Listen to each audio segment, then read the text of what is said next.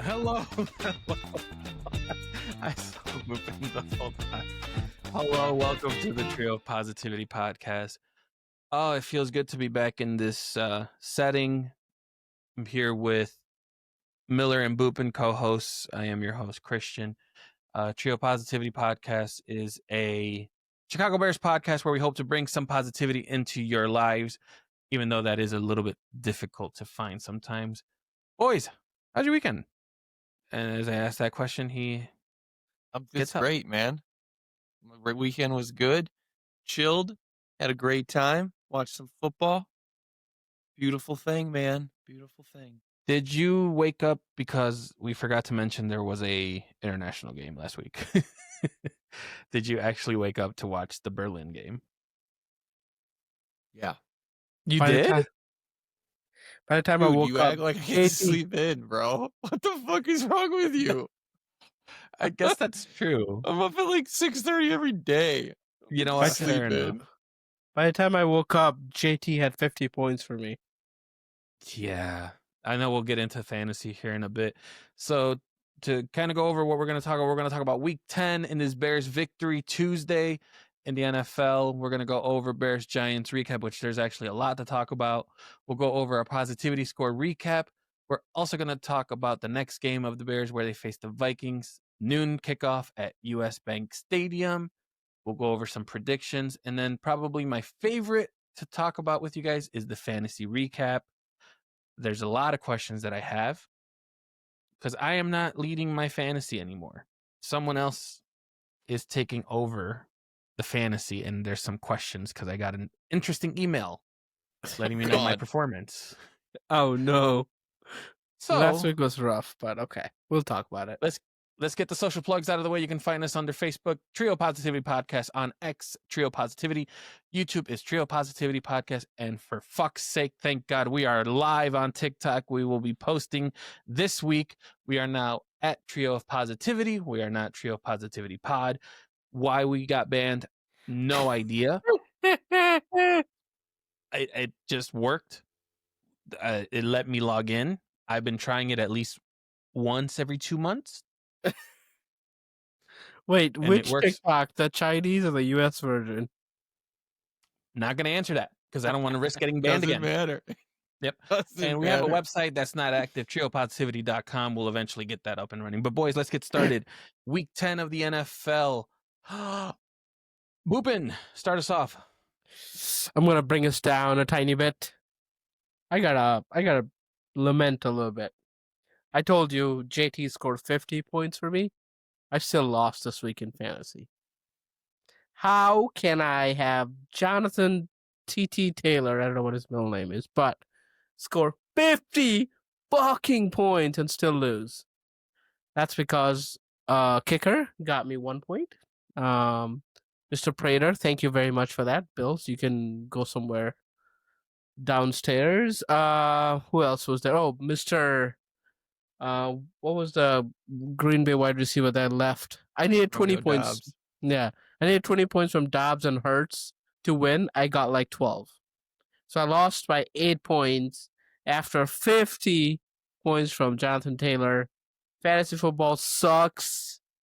I'm still third place, so I can't complain that much. But that sucked. I think I'm one of the few teams probably that lost with Jonathan Taylor on it. That's all I have. Interesting. That's sad. That's interesting. Miller, what do you have to say about week 10? And for the love of God, is it going to be NFL related? Well, there was a pretty fancy goal this weekend, if anybody was paying attention to the Ottawa game. Ooh, Connor B, baby. But in all seriousness, the only thing that I have to say is the 3:00 games sucked. They were awful. They were all blowouts. Thankfully, I had some positive fantasy experiences in those blowouts. They were all blowouts. They're garbage. I am actually going to echo Miller, but for different reasons. I felt the Monday night game, even though it was very defensive, I did not have a good time watching it. And the How How about Thursday the night game. Thursday night Yeah. game? Same score. Yeah, I feel like the primetime games don't have the the same effect. It could just be mad matchups, but it's Packers against Eagles. I thought that was a great game at Lambeau. What do you guys feel about the kicker at the end being able to get the kickoff, and that's not even supposed to happen anymore? The referee was supposed to jump in front. I was gonna say, I think it was the ref's fault because he Um, waited too long, and they allowed them to do it. And basically, what they said on the broadcast is, "Well, sucks to suck, but that was the ref's fault for not intervening."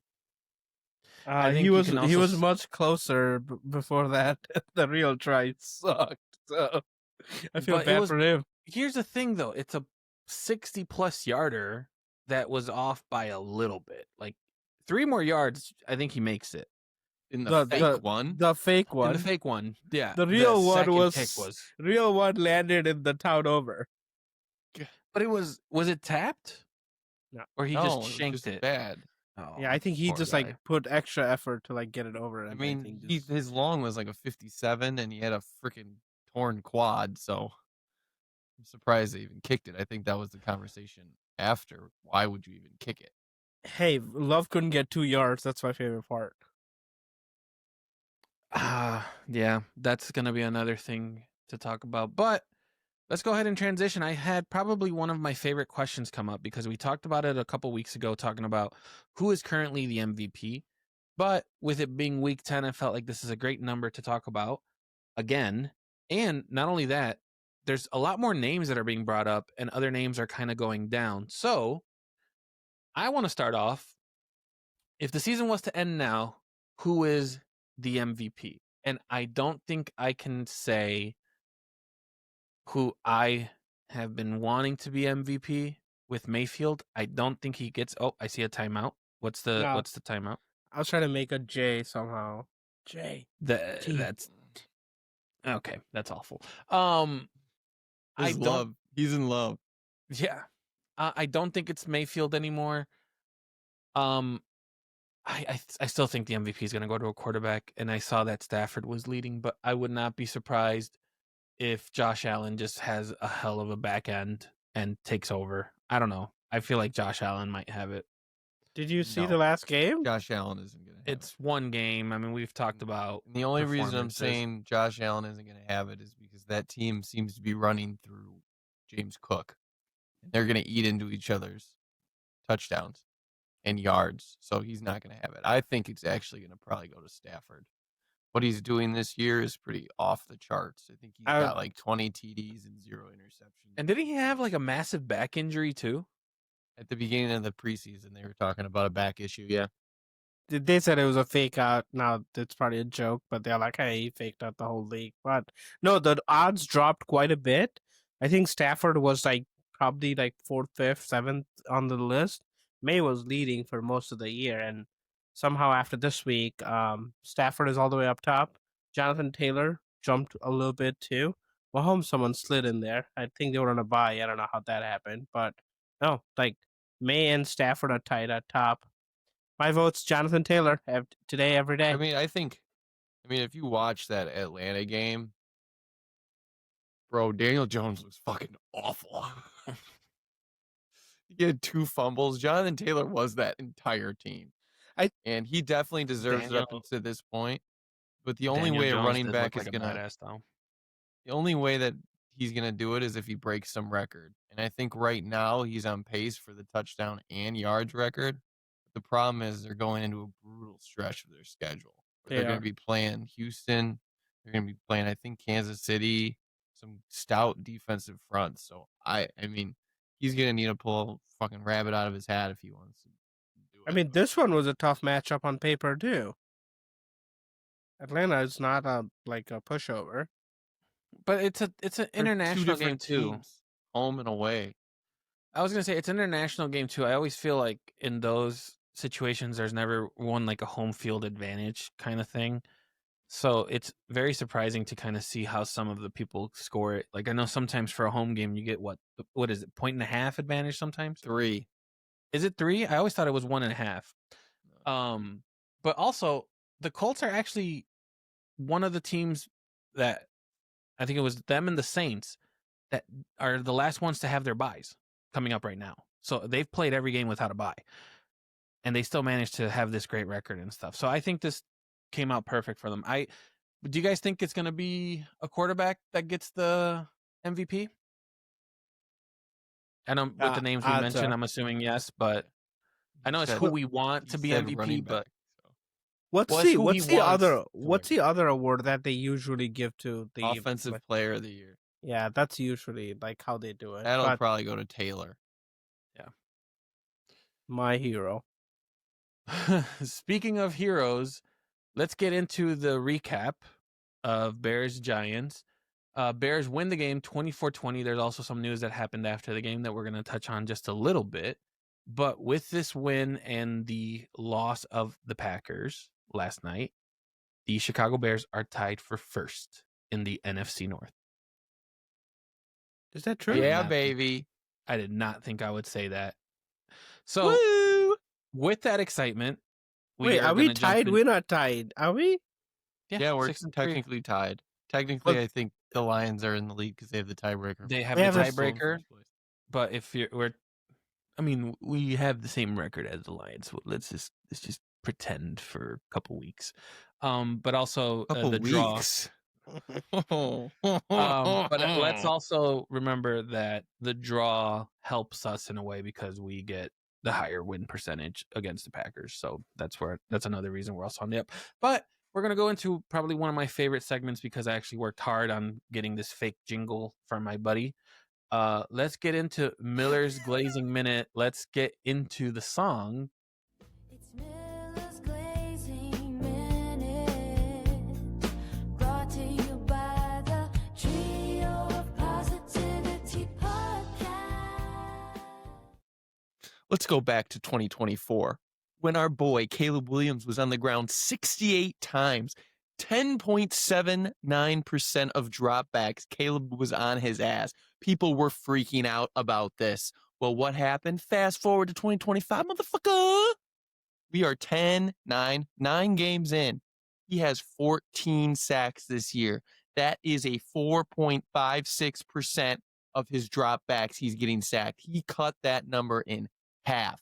It is crazy what he's doing this year. He owns one of the league's lowest sack rates. Motherfucker! And he's near the top at avoiding sacks. And if you watched game Sunday, woo, son, there were 9 pressures within 2.5 seconds. He avoided 6 of them. Hell, motherfucking yeah, that guy can move, and his senses in the pocket are amazing. Let's go, CW. Yeah, against that O-line. Miller's killing it. He's been under a minute for like 3 or 4 weeks. I've had to mute like you were 1 second off. Oh, wow. You were 1 second off from being muted. We have the timer at a different spot that I know to look at now. So you started at 12:12 and you ended at 13:11. So you know what? That's a golf clap for you, bud. And no sacks. What are your thoughts? No sacks this week against that O-line, that D-line. That's like got a lot of superstars. You know, I probably haven't lived up to their billing, but like God, like it's got the superstars in there. This was an excellent game by the offensive line. I know, like so offensively, it was like. Apart from that, we didn't look as fluid as we should, but the O-line freaking and Caleb balled out. Props to them. I can't really say anything bad about that stat. That was one of the stats that I think us collectively we looked at and we're like, something's got to change. And it's been changing. Like I actually have nothing bad to say. That was probably Miller's best glazing minute that we're not even going to argue. Which is, there's a punting one that's coming next week, so let's wait. Might be.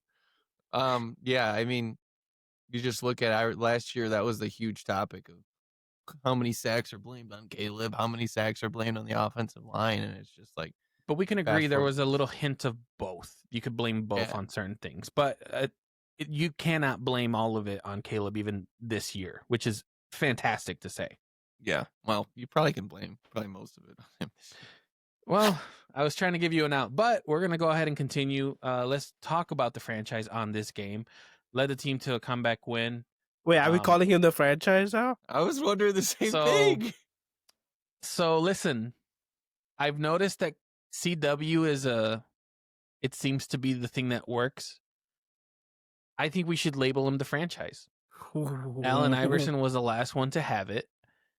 If he is getting as clutch as people are saying that he is, especially with the run game or getting the touchdowns in the fourth quarter or whatnot, label him the franchise. Don't you think you need to win something? Not a championship, because AI never won a championship. AI never won, but he At least was. he got in the playoffs. I mean, this kid's Here's the won thing. like he doesn't even have a positive win-loss record yet, and you're calling him the franchise. No. But hear me out. Just hear me out on the thought process. It's here. not about the record.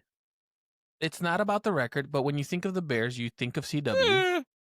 You think of CW now. You don't think of anyone else. You might make a small argument about Odunze given his dad's tweets recently, but that's beside the point. Can we stop But what I'm talking about that? No, I want to keep talking about that because it's funny. It's fucking hilarious. But I think you can actually start saying if he wins and continues to win, I don't see anything wrong with the franchise. What other nicknames would you give him? I mean, I got one. Go ahead. Ice invades. I don't know, something about that. That's horrible. No, we already have Matty Ice. You can't. No, you can't. Why can't you replicate just that. call him CW? It's the worst. It's so easy. It's just You can't call someone the franchise when they haven't even done anything. All yet. right, listen. We'll talk about that. We'll talk Hey, about that in another day. We'll talk about that Miller, after about he's mid-February after we bring home Sure. the Lombardi. Hey, he's giving him props. I'm just happy to see that. But let's talk about his clutchness, the ice in veins that I failed to give him a nickname. In the fourth quarter, guys, it's probably one of the best ones of the year already. I think he's one of the top fourth quarter comeback players already. I don't know what stat track said, but I just love that we have him on our team. Just like honestly, like Jordan Love, Knicks, right? Like over them, I would take them because they look lost at times, and then when it counts, he just puts his hand up and he just goes and God, he wants to win, and he just wields the team to win, even when we don't look the most fluid offense out there. Man, he gets it done. I am so proud that he's on our team, man. Like just something needs to be like his clutchness. It's just I don't know. I'm in love. I think I'm so glad he's on our team. It's such a reaction business, and everything that changes is just so funny to just think about where the quarterbacks from the 2024 draft are. And it's just like the beginning of the year, you had, what did you have? You had Jaden first, you had Bo Nix second, you probably had Caleb third, maybe, and close behind him, Drake May. And then you look 9 weeks later, and you're probably looking at Drake May number one. I mean, maybe Caleb even number two, and then Jaden, and then Bo Nix on the bottom. It's just like it flipped on its head. It's just like every week it changes, man. I will say though, we have to put respect with Jaden Daniels. He was able to lead the team to a NFC conference championship game. So I think, and winning rookie of the year, I think that still solidifies him a little bit higher. If he's not injured, maybe things would be different. Sorry, dude, you need to back that up. He backed it up his first year. What do you mean? You need to back it up. You need to do it the second year. Look at CJ Stroud. He won rookie of the year too. And he's freaking. Would you say that's mostly his fault that his team is not performing though? I mean, yeah, like he still has a wide receiver. He still has one of the best wide receivers in the league. The funny more than that. Funny thing is, I don't think they've made any sizable changes to the team. It's basically the same team. They added Debo, right? They added some pieces. Like it's funny that he's been injured most of the year, but I know the still, team looks even so when he was different. Healthy, it wasn't good. I mean, McLaren wasn't there, but even when McLaren was there, it still didn't look good at the beginning of the year. So when you're a quarterback, man, you can't take that rookie year. Come on, I'll quote Brian on this, man. You need to see that second year because the NFL always adapts. See, I'm more of the second, third year, but the fact that he was able to do something with that team the first year that no one expected and still win rookie of the year, like winning rookie of the year is one thing, but bro, I don't want to say this championship, Chris. I don't want to say this, but RG3 did it too. And you're saying he wasn't good? I don't understand the reference. He wasn't good. Where did he? He was injury prone. Years? Okay, this guy's got 2 injuries this year. He's basically Are we really going to discuss injury prone again? On his rookie, yes. When you're just comparing first 2 years, yes, you have to. What do you mean? No, we had this conversation via chat, and you hated it. So I was like, I don't know "Are what we you're really talking going to about. discuss injury prone again?" Listen. We're gonna talk about the game where we're talking about CW. There were some plays that he made that made me go, "Oh my god, I can't believe he did that." I still think of the play where he's running to his left, throws crossbody, a little bit high, some may say, and still make the play. He played great. Shout out to Komet. He made an amazing block at the end to give Caleb space because there if you look at his route running, he was on the right side, started going left, and as soon as he saw Caleb run, he turned and he grabbed the guy and just pushed his ass out for like 10 yards. So shout out to Komet there. You love when tight ends grab somebody. I do. Listen, there's something about a tight end that just, if they're not catching the ball, at least they're doing something on the field.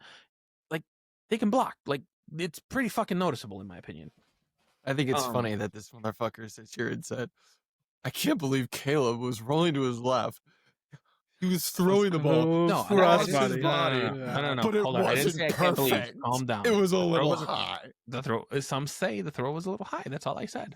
When throwing crossbody is always like a faux pas. They should not I supposed mean, to. Matthew But Stafford threw a no-look pass right at the chest of the player too, but yeah, whatever. Was he rolling left? Probably not. 'Cause Stafford doesn't move. he doesn't roll. It'd be the Unless most he's rolling on the cross-eyed play ground. in NFL history. Imagine he rolls left, he's looking this way and just chucks that shit to the left. That's So we're gonna talk more about the games. We do want to talk about standout performers. There's some answers in the agenda that I see that I actually want to talk about. But Miller, go ahead and start us off. Who was your standout player? Caleb Williams. I get another glazing minute. I'm Well- not going to give you that, but I do agree he would be in the standout. But this is probably one of the first games. Yes, he didn't play great in the first 3 quarters. You can say that all you want, but this is probably one of the few games where he didn't have a lot of mistakes. He had a few misses, but there weren't egregious misses. There was a lot of drops that we'll get into later, but he single-handedly at the end of this game put this team on his back and willed it to victory with his legs. So he made some clutch throws down the line, but he, more importantly, made some clutch runs. And his ability, like I talked about, to feel the pressure around him, get out. I mean, you talked about one play. There was another play where he was literally face to face, like 5 feet from Thibodeau, and he got away from him and turned it into a positive play. It's just like what he's doing right now, specifically in the fourth quarter, and what he did in this game. This was the first game where you can kind of put the franchise stamp on him to really say that he willed the team to victory. Boopin, what you got? I want to. I threw this in our chat too. Like CJ, Chris, whatever his name is. What's his full name? Gardner Johnson. Gardner CJ Johnson. Yeah, it's CJ Gardner Johnson. Like, we signed that man off the streets 2 weeks ago. Like, I don't know, other teams could have picked him. He is known to be a very annoying player. Like, even when we played him, our wide receiver punched him and got thrown out of the game, if you guys remember. But man, in a game where I think defense didn't show up, he had 2 sacks and the fumble. Like, Jesus, like, And he led the team in tackles. Tackles, yeah. yeah, this is like he seemed inspired. Obviously, like, we gave him an opportunity when other teams probably didn't. I get why, but we were decimated. We needed help. He shows up ready to play and like shows up clutch, man. Like, that fumble, guys, I think was a momentum switch. Like, that's what won us the game. I don't know if you guys agree. Like, they were like, I mean, the Dart got hurt. That didn't help, and I'm sorry. I don't want to celebrate injuries, but like, that was the momentum. They were running fucking down our throat and like about to score again.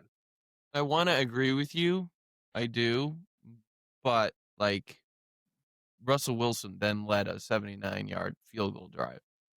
So you can say that's a momentum shift, but they still ran down the field. I would almost call the momentum shift the fact that they kicked a field goal instead of. I know. Like, we touchdown. should talk to Jeff about surrender index.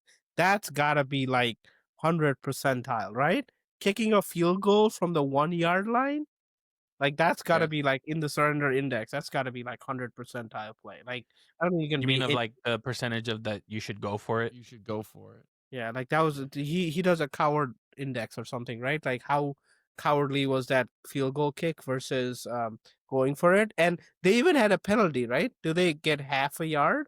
They could have gone Yeah, from because I half a believe it was yard. on the 1 yard Yeah, line, and then yeah, they they got would a have penalty, and then it could have gone to the half, but he like, just declined and it. they just kicked a field goal. Like a podcast I listened to said, like they knew Dabo was gonna get fired when they saw him kick the field goal. That's what they were talking about. So that was the dumb, I like cowardice I play can't. ever. There's some. We'll talk about the news from New York there too a little bit. We're not going to spend too much time on it, but I heard some comments like that, and I'm like, if you really want to, there were so many other things you can pinpoint for the Giants season that you could have made a respectable reason that he was not going to come back. That even he probably knew. So I'm very hesitant when I hear those kind of comments where it's like the one play on the one. Like no, there's 4 concussion protocols that I could bring up with Dart that you guys just did not handle right. So that's just one example. Listen, I said it last week. I feel like the Bears listened to me. The run game. We got to give props to the run game. The run game was great. Hey, are we consistent? Are we good? Hey, when you do it 2 games in a row, brother, you start reaching that consistency spot. The one thing that I will say about the run game though is that Swift ran one for 25, and then Caleb ran one for 29. So we got some good averages just because of those two. Caleb got the touchdown, got 63 yards. Swift got 80 on 13 carries. So the run game was there. Also, the run game was there for the Giants. Dart just, man, he picked us apart with the run game. Like I keep watching replays of that, and there was another run where the parting of the Red Sea showed up, and he just ran down the middle, and it like no one was there for the Bears. But if a standout performance to me has to be Swift and Caleb on the run game specifically. Oh, so he can choose 2 standouts, but we can't. Awesome. Did I not put an S? Standout I- performers. I put an S. Performers. I did week 1 because you yelled at me for predicting. All right. I wanted to bring this up because we've been bitching about it for quite some time, but we got to show the team some love in one certain stat. The Bears only had 3 penalties the whole game for a total of 25 yards. Hey, maybe they Boobin. listen to us. Maybe they listen to us. Maybe. But Boobin, what did you see different? Did you see a more calm team? What was it that maybe we had different refs? Conspiracy theory? I don't know. What do you think? I don't know. We knew it was gonna get turned around, right? Like we knew they were like, just like we see the stats, they see the stats, and especially in the loss, it like stings very bad. I feel like it was a focus for them. Like honestly, like looks like the unit is kind of gelling together too, offense, defense. Even though there's injuries, looks like they're coming together. And like winning is a really good formula to like get the team together. I will say we had a very unfortunate penalty that might have cost us because it was the field goal that they successfully made.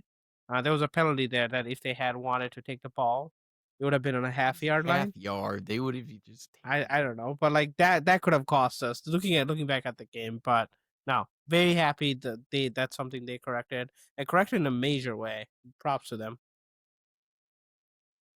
Yeah, who knows? It could be just like the gelling on the offensive line. We were at home, so it's easier to play at home. But it was good all around. Very few penalties, and it was nice to see. I Even think though there were a few that were really bad calls for that we didn't get when Caleb got kneed in the head. Yeah, should we talk about that? I mean, do we want to get into that? Because I saw a couple people where they're like, technically it's not a penalty, but they're aiming for the head, and it's like I would love to know why it wouldn't be a penalty. That's what I was hoping. Maybe one of you guys could be like I know we're Bears fans, and if we saw another quarterback go through that, we could probably make another argument of like, hey, that's just a defensive player making a defensive play, and it just No, this happened. was like after the play. The play was way over, and not only did he hit him late, but it was also a hit to the head. So it was just like it was a double whammer. Seems like a weird week in officiating too. There's definitely calls like Josh Allen that he didn't get that he normally gets. There's like definitely hits that he took that usually gets called for. Because usually if you sneeze at towards the quarterback, it's a flag, But That's Mahomes. no, but like That's Mahomes. no, like the quarterbacks get some protection. Let's be honest, we hate it, but like I think it's also that guys. We are Bears fans, and anything like we thought Fields never got calls because he would get fucking hammered every time, and he would never get those calls. So I think part of it is just like we care about that position; it's so important to us. But partially, it looks like it was a pretty bad weekend officiating, in my opinion, too. For me, the one thing that I was very happy to see, and Miller and I had a discussion when we were watching the game together. It's when you have, we didn't watch it this week. I'm just saying in the general in the past. The one thing that penalties, especially when you get like back to back, which at one point the Bears got back to back in a drive that just killed the drive. We didn't see any of that this game. So that's one thing I'm particularly proud of. I think the day that we celebrate, like if we won a fucking Super Bowl, is the day that we get 0 penalties, because I think that'll be impressive for this Bears team. But I think in general, it was a great game for the Bears penalty wise. But with every positive, we have to come back to the negative. Before we started recording, I was told that maybe I didn't understand the baby in the dirty water reference, so I'm not going to make another joke about that. But in the dirty water. With the high of penalties and being low, we did have a high in drops. Depending on who you talk to and where you look at, the Bears either had 6 or 8 drops. I tried to find someone to tell me which ones were the 8, but there's some articles out there that are reaching 6, which it seems to be consistent. But what do you guys think? Is drops going to be an issue? It's going to continue to be an issue throughout the year? This is open to anyone who wants to. I think this is going to be an issue, unfortunately. Because Rome has kept it an issue. I don't think he really had. He might have had one egregious drop this game, but this season he's had quite a few drops. This one seemed to be a collective, and normally sure-handed Zacchaeus, he's usually the one that you can rely on to make catches. He had 3 drops in this game on 4 targets. Yeah. So it's just like, what the fuck are we doing? It was drop after drop, and instead of the penalties being the drive killers, it was the drops that were the drive killers. Yeah. And it just seemed like towards the end of the game, man, Caleb wasn't trusting anybody to catch the ball, and he was just gonna run it himself. Did you guys get that vibe in that game? I saw a couple people say on Twitter that he did the Nelson from The Simpsons, where he just tried to like throw it to himself and then catch it at the end zone, which is a great Simpsons meme if anyone has seen it. But do you guys feel that? I don't think so. Yeah, see, you're calling me out for it, and I don't think so. But before someone else goes, I did want to get the shout out to the 2 rookies, Colson Loveland and Burton. Both of them caught every ball thrown to them. So props to the rookie wide receivers, because they can actually fucking catch the ball. Tight end, but yes, you're correct. Pass catchers. Pass catchers. I don't want to make excuses, but it was probably not ideal condition for catching the ball either. It was cold, windy, whatever. But again, talk about the penalty, right? Like, we knew it was a concern. It was highlighted. They corrected it. I'm sure it'll get fixed. Like Miller said, like, it's not the usual suspects, right? Zacchaeus is he's a 3rd down, 4th down back. Pass catcher. That's his job. Just very short-handed. The fact that he dropped it, like, I think it is just an anomaly that they'll correct it, and they need to. Like you guys said, it's a momentum killer. It kills drives, drills the game plan, right? We can't have that, especially against good teams. I am certain they'll get it corrected too. It's just like, at what time are we no longer going to see Zacchaeus on the field, and we're going to see more Burton on the field? It is happening, I think. If this kid can stay healthy, it looks like he's got some explosiveness in him, and you saw the fight on that one catch, and he dragged him down 10 more yards, and it's just like he's got that explosiveness. He's got the sure hands. Let's give him a shot to play the role. Who knows? So, have we heard anything on DJ's injury? Probably tomorrow. Not that I could. For what I was doing research on, I did not see anything with his name pop up. Also, what website do you guys rely on to find official drop numbers? Because ESPN does not have a drop counter, which I thought they would. especially with how many drops have been happening in the league in general. I can't reveal my sources. He probably counts them himself. Okay. No, I think it's one of those stats. Like I think the teams like that's why it's 6 or 8. It's like some of them are on the quarterback. Like some of them are the wide receivers. I feel like it has to be catchable. Blah blah blah. That's why there's a variance in there. And I'm thinking it's like a sack or a tackle. And the teams probably tells you what the stat is at the end of the day.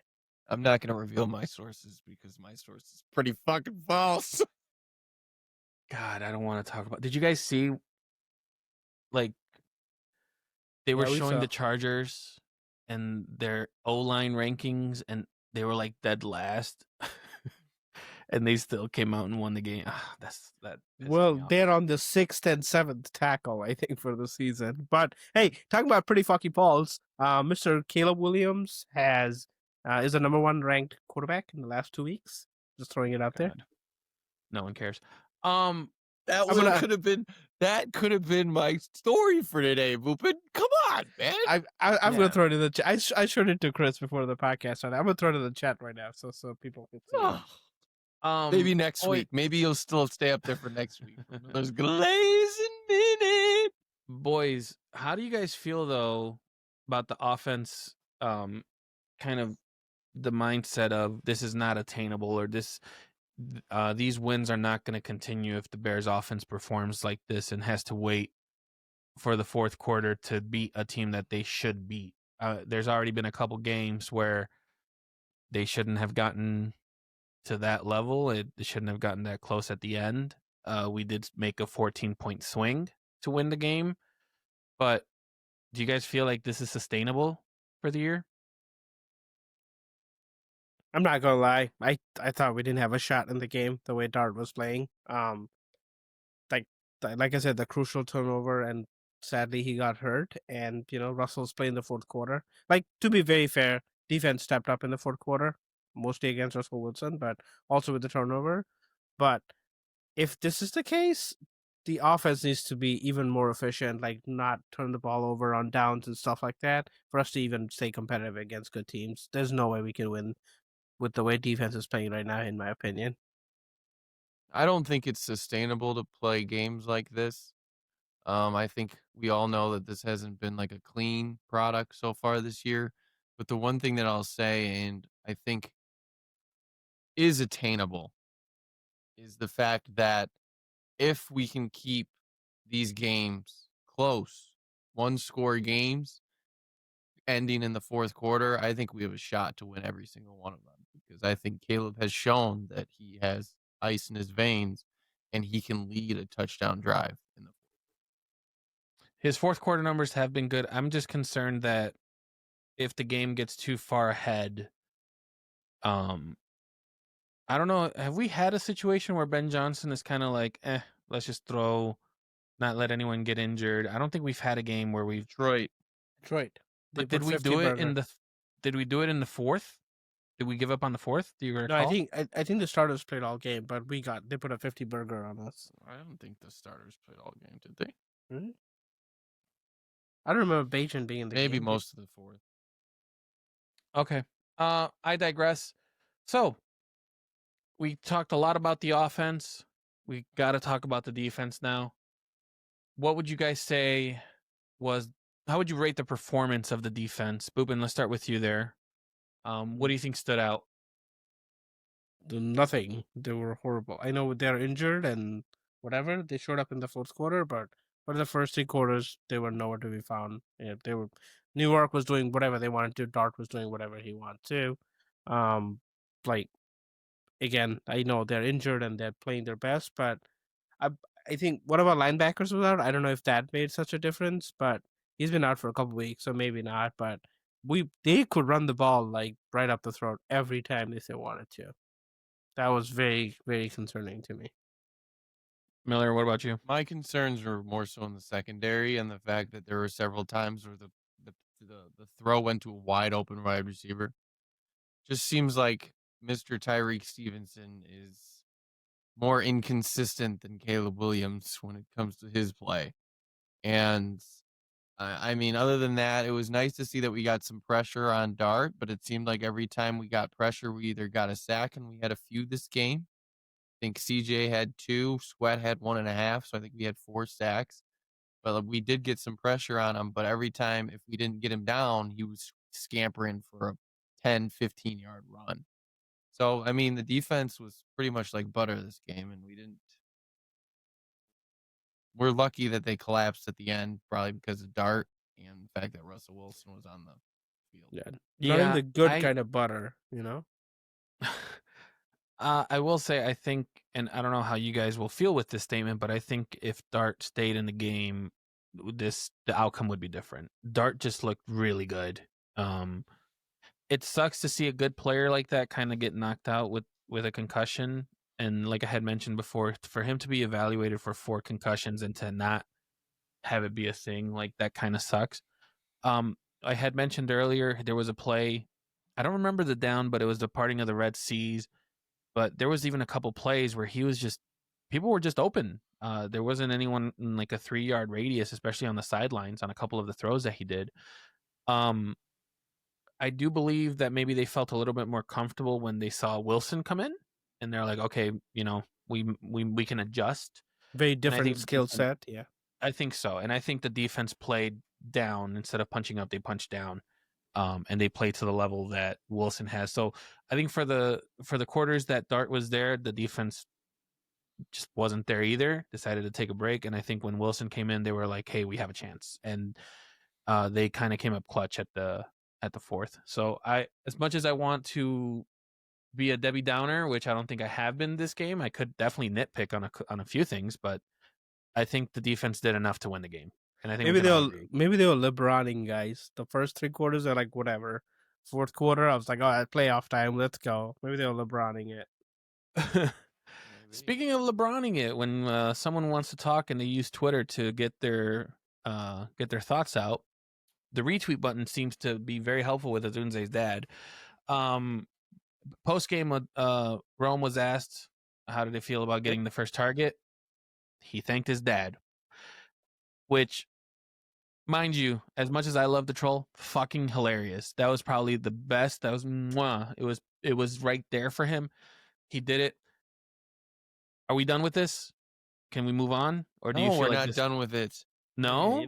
We dealt with this last year. We're dealt with it this year. We're gonna deal with it later this year or next year if he doesn't get a fucking target. It's so stupid that somebody's dad would freak out just because of one game. Like if you're talking to like 4 or 5 games and he's throwing shit numbers up, we can have a conversation.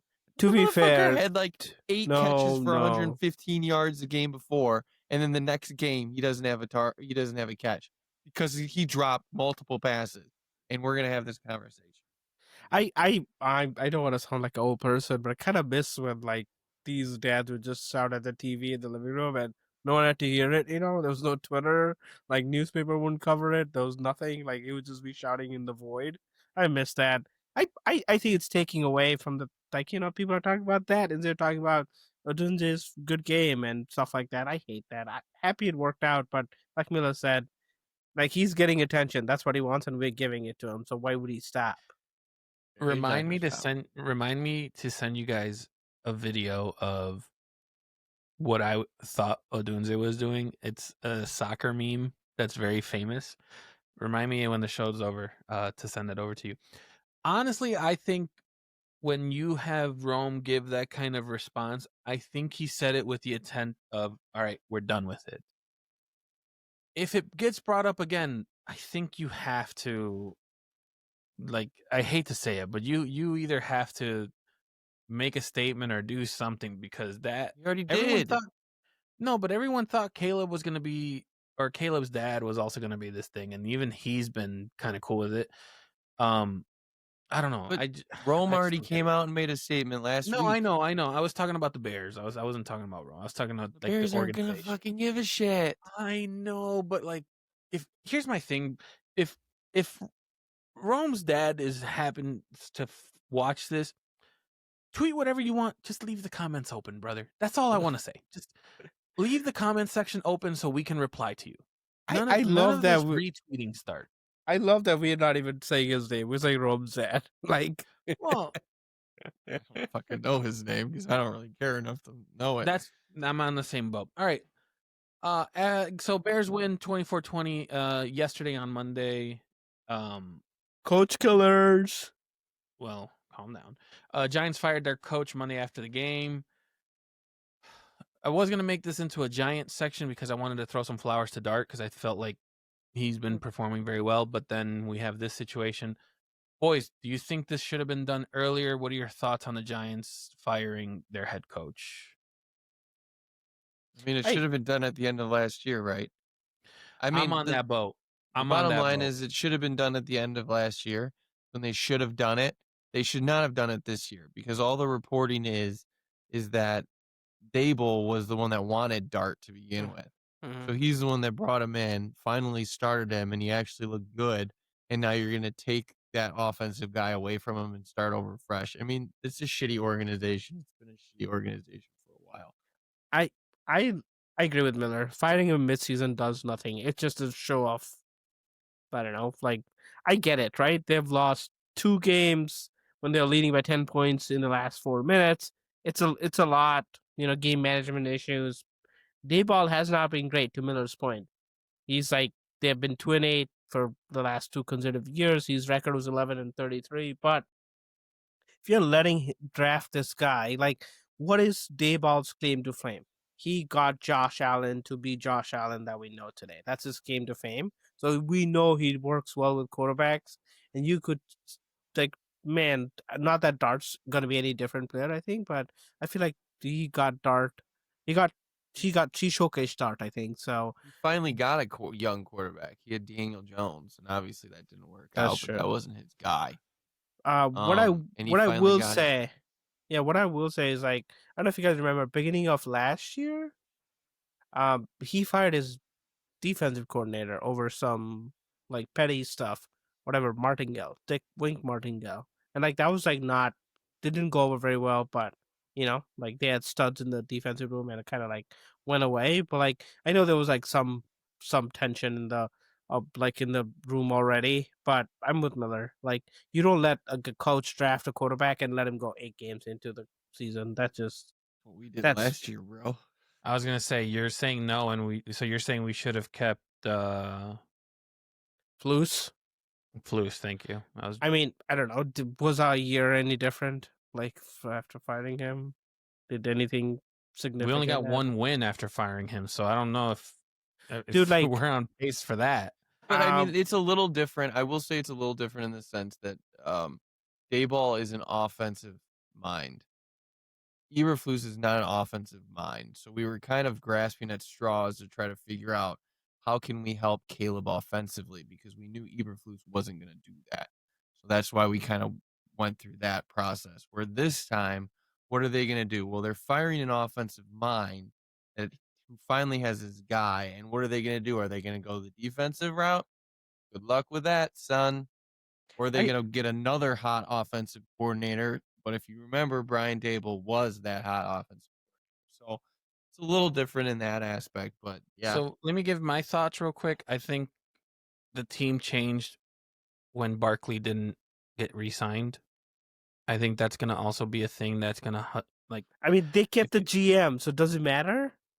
But here's the thing: usually when they fire the coach mid-season, and then you can link a transaction. Like, look what happened with Dallas with the Mavericks.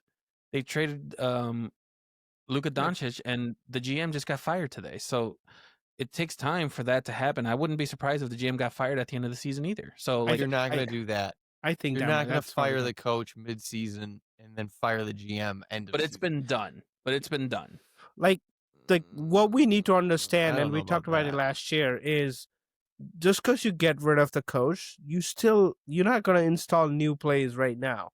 You're still doing the same system. Yes, a sequence of play calling might get different, but guys, like, you don't do anything significant. Honest, I don't know if they have a bye coming up or something. Maybe they can install some plays. It's the same friggin' system that this new coach is running. They can't do anything significant. That's why I'm saying it's more symbolic than anything. All right. Speaking of symbolic, we're going to go into our positivity score.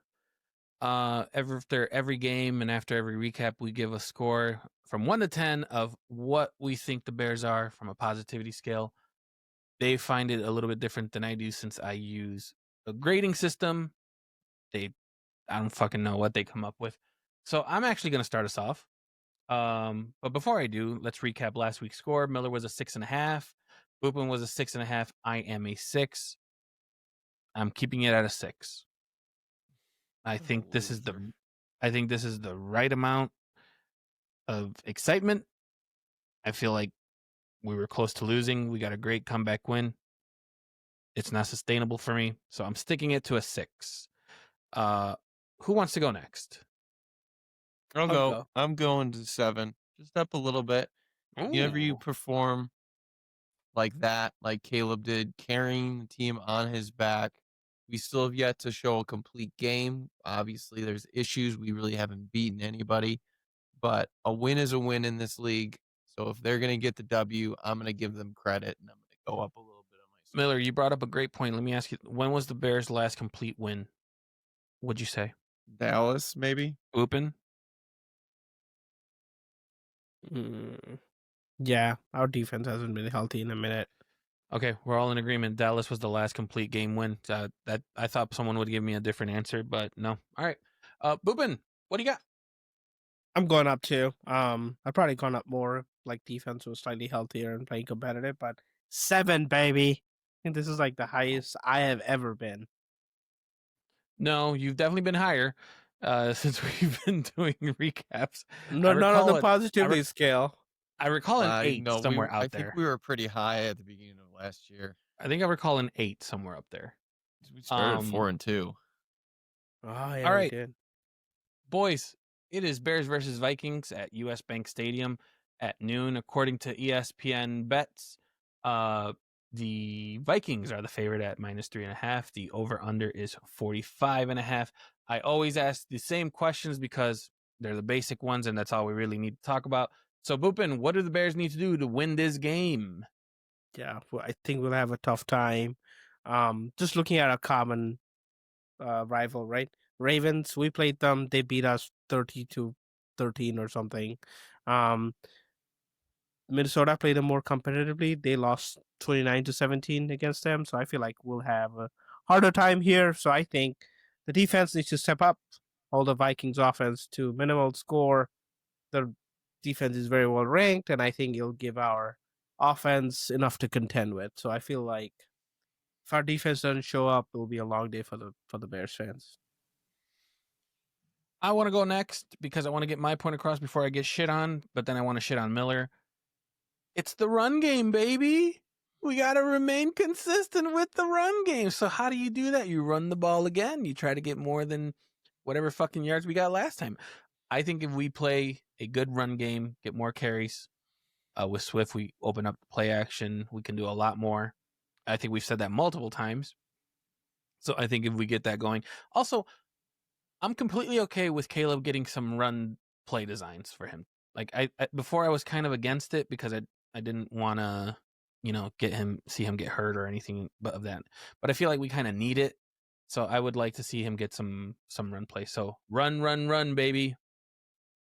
Did you see him hit 25 miles an hour twice? No one cares. We don't. He's not a horse. We don't care about how fast they go. What? All right. That's Actually, we do. It literally a helped. thing. That's literally a thing in combine. You know what also helped? It's that Komet block, baby. He could have ran for 5 miles an hour. He would have been in there clean. Miller, go ahead.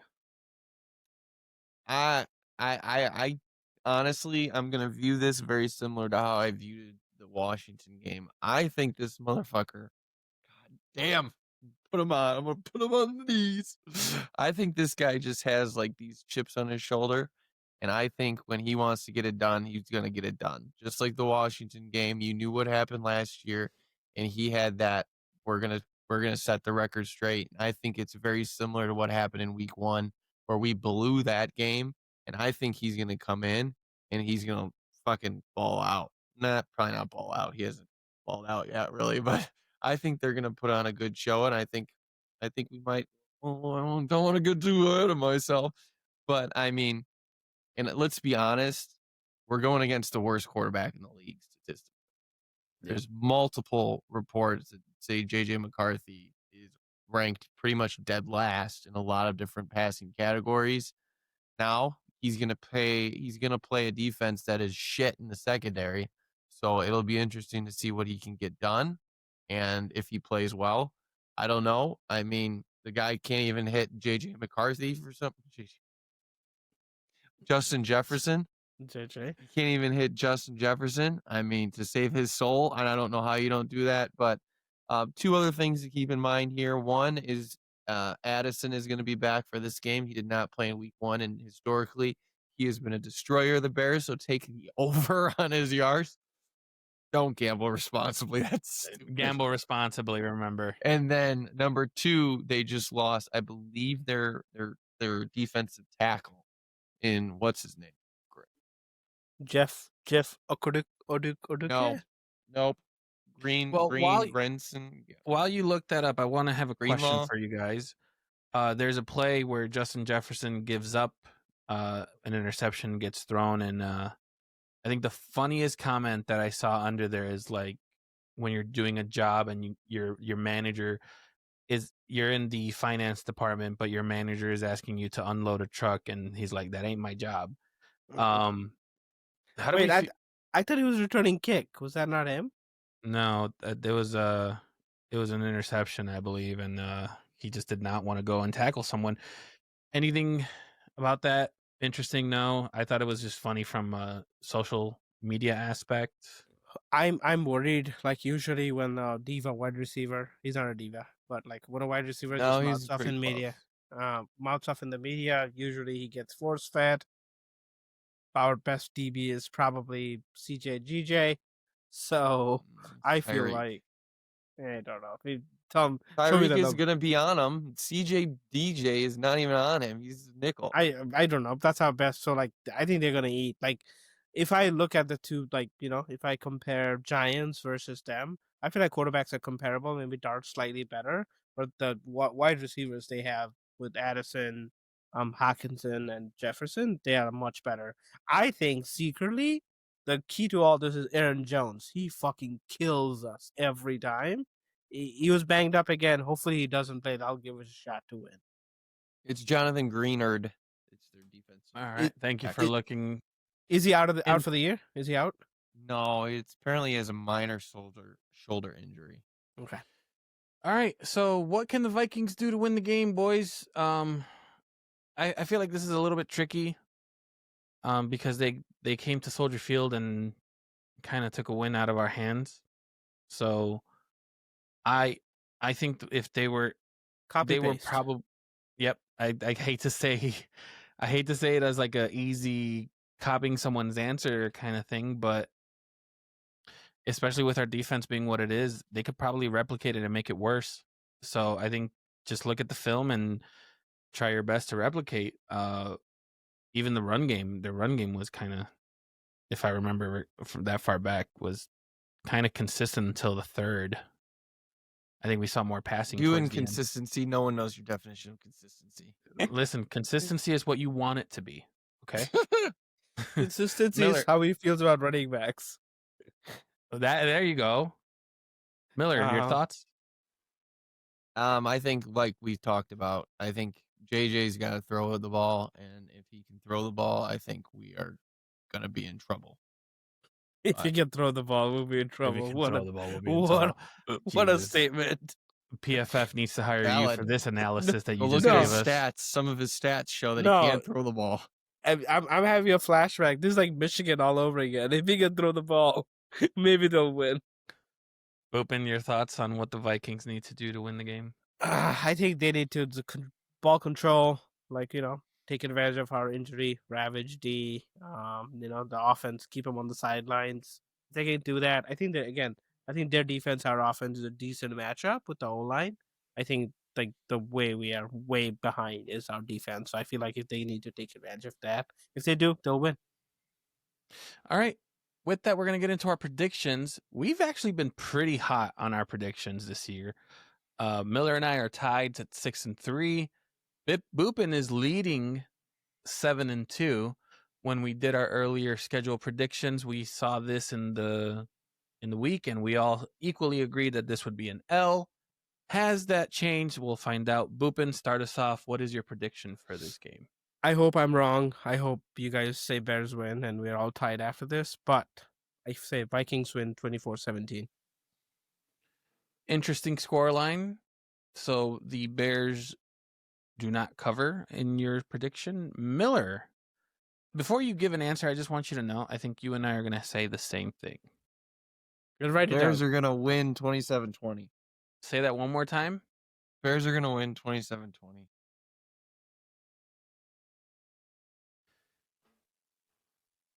Brother, give me a pair of knee pads. I'm going with you. I got Bears 24-21.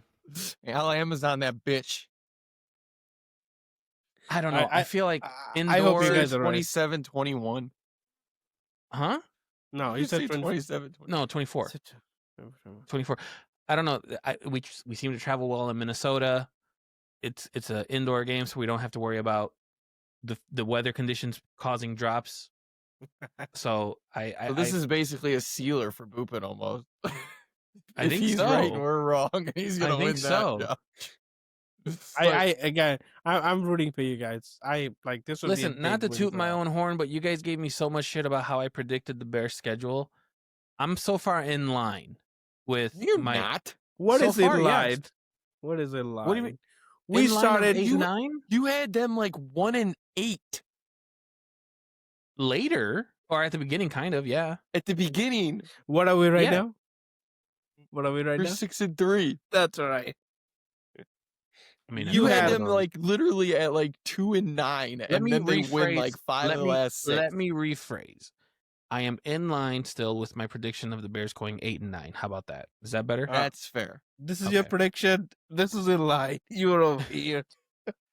All right. Let's get into our fantasy recap. We really should come up with a name for this section, like the trio fantasy, but I feel like that's kind of dirty, and I don't know if I like it. I feel like whenever I say trio fantasy, one of us is delivering a pizza of some kind. But before we get into injuries and what you should do with the waivers, Boopin, let's talk about it. What the hell happened to my team? Bye weeks hit you pretty hard, buddy. I'm sorry. I couldn't prepare your team better for it, and it showed. The results were pretty bad. I'm sorry. Results were pretty bad. You're kind of giving. It wasn't. It was fucking awful. It was 140-71. That's pretty fucking awful. It is. I'm gonna pull up your starting roster and show you what I'm talking about. While you do that, boys, how's your fantasy going so far? We are in week 10. I believe we're 3 weeks away from playoffs. More than that, I think. Are we tied, Miller? I think so. Wow. Miller's coming out of nowhere. I am 11-0 in my last 3 weeks in my money leagues. Wow. Well, no, I should say 9-0 in my money leagues. I'm 11-1, and my one loss is in my non-money league over the last 3 weeks. That's pretty Interesting. awesome. All right, good. Boys, get us started. Let's talk about injuries. What you got? We talked about some already. Mr. Jackson Dart is out. Concussion likely. So Mr. Russell Wilson will start your Giants at your own peril. They are playing Green Bay. J.K. Dobbins, running back for the Denver Broncos, is getting a second opinion on his foot. There's even talk about IR. He's at least going to miss a couple weeks. If you have been stashing Harvey, like some It's actually going to work out for you. It's going to work out for you. Garrett Wilson, I think, God, Jets throwing game is awful. So he probably took a couple weeks off. I don't know if he's really injured, but he's supposed to be out 3 to 4 weeks as well. Those are the big ones, the longer term ones. Some short ones that you may not matter this week, but keep an eye on it. Devontae Adams hurt his oblique. Mr. Moore, DJ Moore, 0 catches this week. That's one of your wide receivers. I think Chris. 0 points. He's hurt his shoulder. Keep an eye out for that. Romeo Dobbs killed me.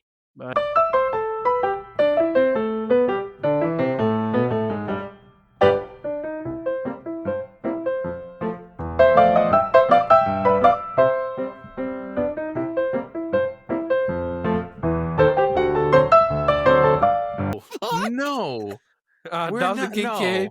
No, I am I, bleeping that as soon as this goes. We I, are I, not doing that. Jesus fucking The Christ. hate for Romeo Dobbs is over Mr. Jalen Kincaid, Hurts. Mr. Kincaid, who's a tight end for the Bills, has had a hamstring injury. That actually looks like he might miss a couple weeks. Mr. Gatson, who's also a tight end on the Chargers, had a really bad injury. Like it looked on, but it looks like just a bruise on his quad. So hopefully he'll be back soon. Talking about pickups, moving on from the injuries. Mr. Joe Burrow. I hope he's still in your IR, Chris. He's supposed to be returning from IR week 13. He might be a decent What he stash. says. Yeah. If they are still in the running, but that division, I think if Baltimore Ravens win this week, they may be number one. I think it's just I that don't. What division's is their weird. record right now? Aren't they like 3-7, 7, 3-6? but I think 5 and 4 is leading the division. Steelers are leading the division, so I think it's still gettable. Boopin, I have a question for you, bud. Did I drop him? Where is Joe Burrow in my lineup? He was in your IR. I might have dropped him. We'll talk about it offline. There was no news about him coming back. I'm sorry, this just happened. But hey, Kale's balling out for you. You're welcome. Aaron Rodgers and Joe Flacco are other people you can play. They're playing each other. Last time they played, Ben I see how Gable, bowl too, baby. Ben Gable this time. Worth looking at. The Steelers defense has picked up a little bit, so just be careful there. But still, They just got destroyed by the Yeah, Chargers. that's- I don't know about destroyed. 22 points, including our last 7 points. No, they gave up 22 points. I thought it was 27-10.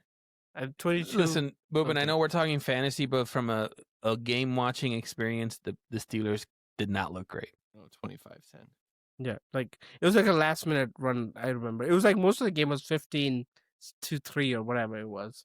The score kind of blew up at the end. But before that, they beat out who they beat out. They beat out a really good team. So I think it's on the bounce back at least. It's not the same team. If you need wide receivers this week, look at Troy Franklin, who's had 37 targets in the last 4 games. Mr. Cortland Sutton hasn't done shit for Denver. Parker Washington for the Jaguars. Again, the rest of the names are not the primary in their offense.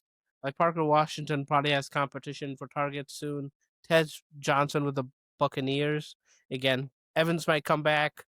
Emeka Ibuka is the number 1 there. Pierce. There's Josh Downs, there's Pittman, there's competition there, but all those people can give you decent starts if you need help at wide receiver.